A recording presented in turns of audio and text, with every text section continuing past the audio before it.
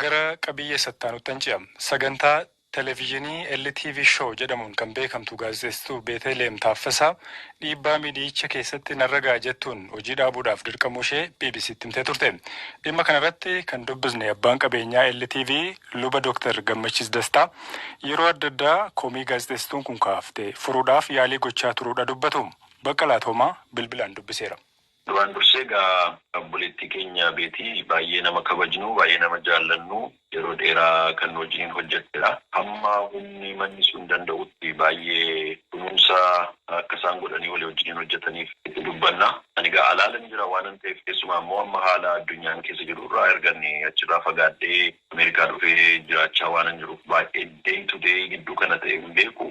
Garuu hamman hubadhutti namoonni achi keessaa technical departmentii keenya himatti baay'ee technical departmentiin suni warri editaroonni suni warri kaameraa waraabanii sirriitti nan deeggaranii sirriitti naan hojjetanii kan jedhu yeroo baay'ee himatti baay'ee kallattiidhaan qajeelfama daddabarsinaa fi akka isaanii sirriitti hojjetanii nama singee geeddaruu fi nama isheedhaa ta'ee akka isheen barbaaddutti hojjettu. Miidiyaan kun immoo miidiyaa haaraadha waan ta'eef waan hundumaa guutee isheedhaa kennuudhaaf hin dandeenye ta'a garuu akka isheen miidhamtuuf immoo waan isaan hojjetan natti hin fakkaatu. Ammanumaan keessaa beeka. Yeroo baay'ee dhimma siyaasaa falmii kaasuu kan isheen dhiyeessitu sababa sanaan haleellaan adda addaa doorsisni narra gahaa sanaaf immoo manni hojichaa homaa da'oo naa ta'an turre qobuma koonni arrabsoos haa ta'u doorsisa narra gahaa ture qobuma koon keessummeessa ture jette kana quba qabdu isin.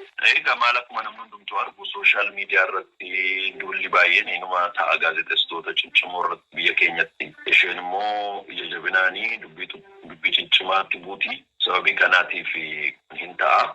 Yeroo gaaffiin ka'u yeroo broadcast authority irraa gaaffiin ka'u manichi deebii hin laata. Dhuunfaadhaan wanti ishee bira dhufee manni golgaa dhoowwatee yoo jiraate maanijimentii isaa gaafachuu isaantu beeka. Isarraan kan hafe garuu kanan beeku si'a lamaa tokko Ethiopian Broadcast Authority irraa si'a tokko immoo Ahaduu Miidiyaa kan jedhamurraa waan kana lamaan yaadadha. Jarreen sana lamaaniif immoo LTV'n deebii kenneera. Kan biraa immoo alaa waan dhufu alaa waan dhiibbaan dhufee isheerra qaqqabee xalayaan ishee qaqqabee kan hin beeku waan keessaa quba qabu dhugaadhuma dubbachuudha.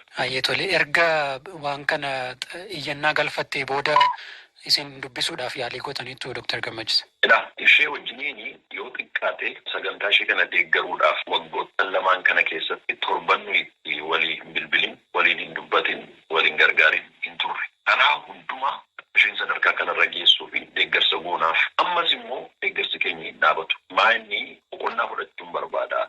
Taa'ee of ilaaluun barbaada. Kan jettu ishee baay'ee hin dubbatti turte. Kanaaf yeroo isheen iyyannaa galfatte egaa sanarraati jennee dhuma fudhanne garuu balballi isheedhaaf banaadha ammayyuu mana ishee yeroo xalayaa sana barreessites kanumaan itti himeen siif banaadha. Yaada qabdu rakkoo qabdu teknikal tiimii mataa keeyyuu sii dhaabuu dandeenya yoo barbaadde kaameraa maanota kee editaroota kee kophaatti siif kennuu dandeenya barbaadde balballi isaa banaadha. Har'as taanaan boris taanaan namoonni miidiyaa kanarratti dhufanii hojjechuudhaa fi kennaa qabanii dandeettii qabanii mul'ata qaban dhufanii irratti hojjechuu danda'u. Manichi mana ajandaa qabutu hin taane biyya ijaaruudhaaf dhaloota ijaaruudhaaf yaada cunqurfamtootaatii fi yaada warra alatti gad dhiibamanii sagalee dhabanii isaaniif sagalee ta'uudhaaf kan ijaaramedha. Manni banaadha isheedhaa fi amma teknikal tiimii mataa isheellee hundeessuufitti kan jedhu kan makaastan kana duraan irra deddeebiin iyyataan ture waan jettee fi otoo isheen hin gadhiisiin dura sana gochuu maaliif dadhabdan? Gooneerraaf si'a 3 si'a 4 jijjiirameeraaf tiimii Beetiidhaaf addatti kunuunsa addaati kan godhamu isheedha.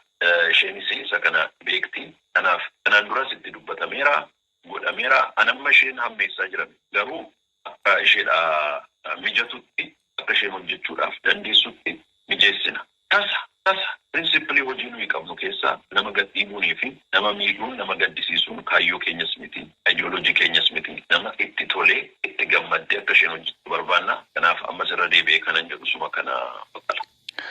Dhaggeeffattoota keenya odeeffannoo dabalataa